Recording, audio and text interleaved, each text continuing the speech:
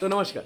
তো চলো আমরা আজকে দেখব যে 1914 থেকে 18 সাল পর্যন্ত যে ফার্স্ট ওয়ার্ল্ড ওয়ার হয়েছিল সেটার ইম্প্যাক্ট ভারতের সোশ্যালি আর ইকোনমিক্যালি কীভাবে পড়েছিল।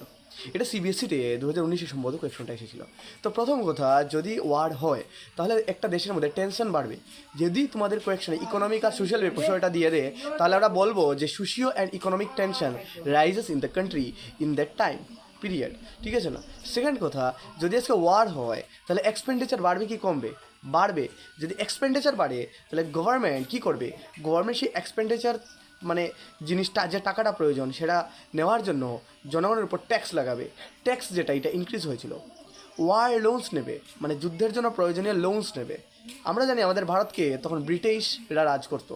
তো ব্রিটিশরা যেহেতু ওয়ারে যুক্ত ছিল, তো তাদের যখন ওয়ারে খরচা হচ্ছিল সেই খরচাটা তারা আমাদের উপর ট্যাক্স লাগিয়ে নিচ্ছিল, তারা ওয়ার লোনস নিচ্ছিল। এই সকল কারণে আমাদের দেশের কমন পিপলের জীবনে ইকোনমিক দিক দিয়ে অনেক বেশি ক্রাইসিস এসে গেছিলো। তাছাড়া যদি দেখি তো ক্রমশ যদি যুদ্ধ চলে তাহলে বিভিন্ন জিনিসের শর্টেজ আসে।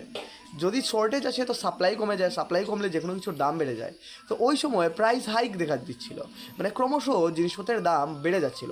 এই প্রাইস হাইক যেটা, এই জিনিসপত্রের দাম যেটা বাড়া, এটা দেশের মধ্যে সাধারণ মানুষের মধ্যে ইকোনমিক এবং সোশিও পরিস্থিতি যেটা সেটাকে খুবই গুরুতর করে তুলেছিল।